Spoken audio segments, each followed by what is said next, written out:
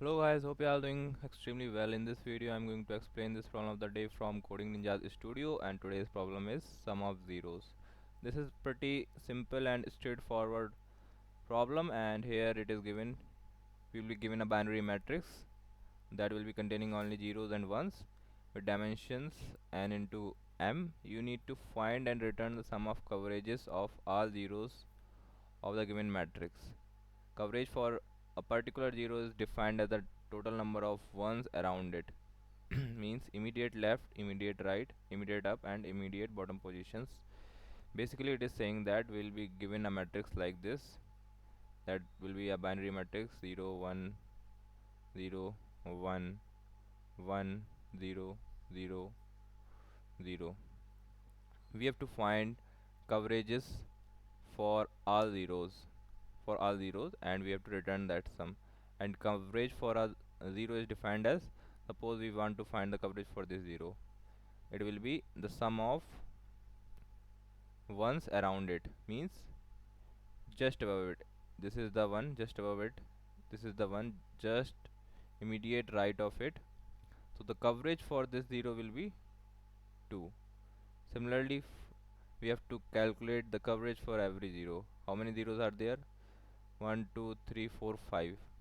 5 zeros are there. First zero is at 0 0 index of the matrix, and this zero is at 0 1 2 0 2 index, and this at 1 0, and this is at 1 1, and this last one 0 1 2 3 means 1 3. And we have already calculated coverage for this zero, that is at 1 1, and it is 2. We'll calculate for this, only one is present just left of it and there is no other one near it, so for this coverage will be 1. For this zero coverage will be 3, because 1 is present in immediate left, immediate right and immediate bottom. There are total 3 ones near it, around it. And for this zero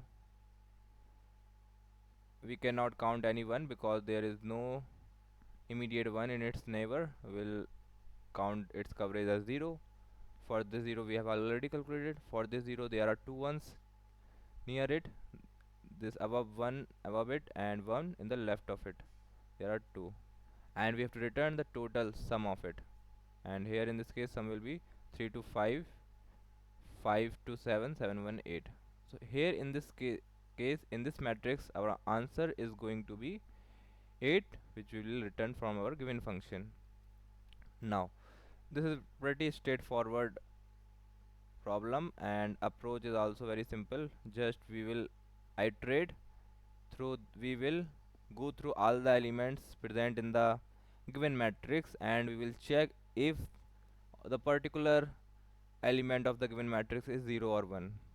And once we find the 1, once we find a 0, then we will check for immediate right, immediate left, immediate top, immediate bottom. How? Just we will change the coordinates.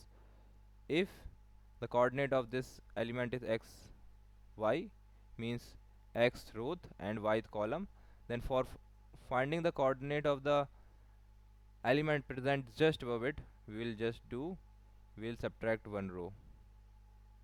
This will be the coordinate of that element present just above it, and for the element just right of it, it will be x y plus 1. Similarly for the bottom we will do x minus 1 y, and for the left we will do x y minus 1.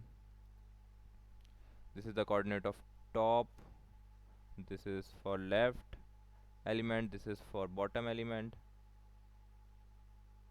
and this is for immediate right element.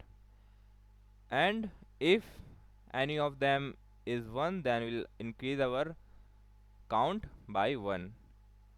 But there is only one thing that we need to care about, is that while doing this subtraction or addition, the index remain within the bounds of the given matrix, means within the size of the given matrix. It should not be for this element, this above element do not exist, so will not calculate, will not find out this top element for this 0, because we are going here out of index. So we'll put a check here if x minus 1 remains greater than 0, greater than equal to 0, or if x here is greater than 0, then we can easily subtract 1 from it. Similarly, for adding something in a coordinate, we'll check if that coordinate, whether it is x or y, we'll check if y plus 1, if it is y coordinate, then we'll check if it is y is less than column minus 1, or y plus 1 is less than column. If this is true, then we will find out this element. Similarly for bottom and right. Now let me code it and it will become more clear.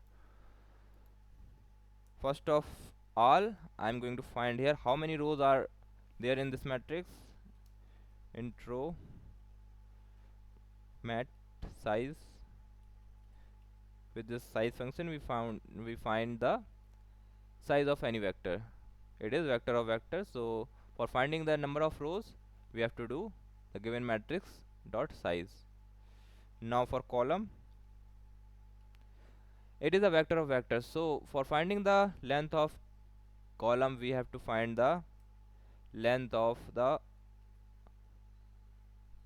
first row of that given matrix. So I'm finding its size, and that is going to be our column. Now I'm putting a for loop for traversing through the given 2D matrix, and it will be first loop is going to traverse through the row.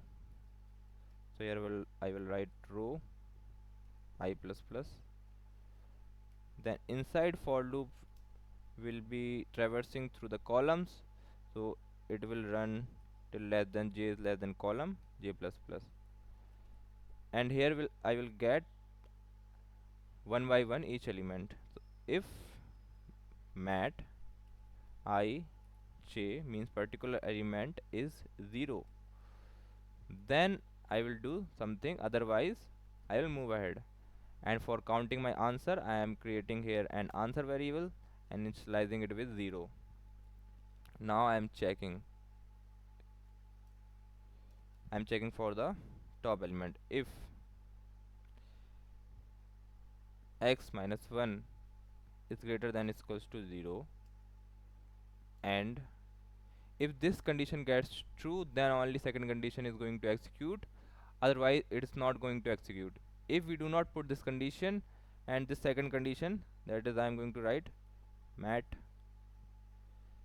x minus 1, sorry, here coordinate is I not x, and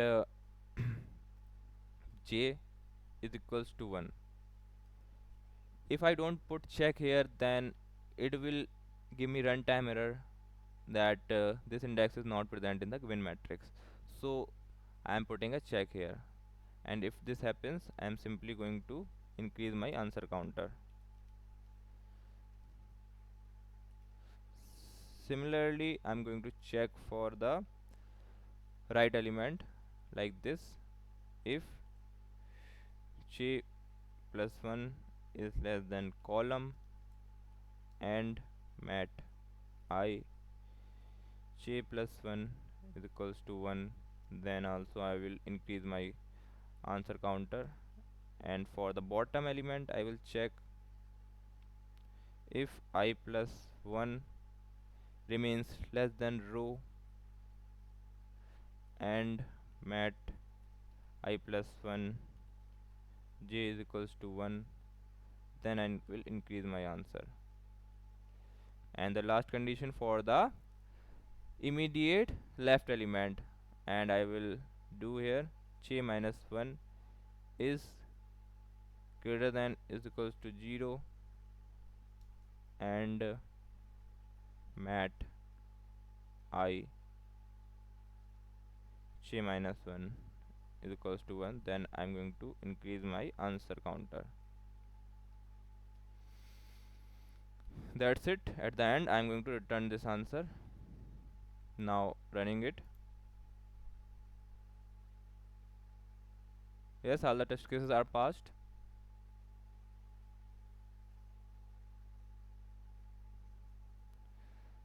Yes, this is done. Thank you. This is it for this video.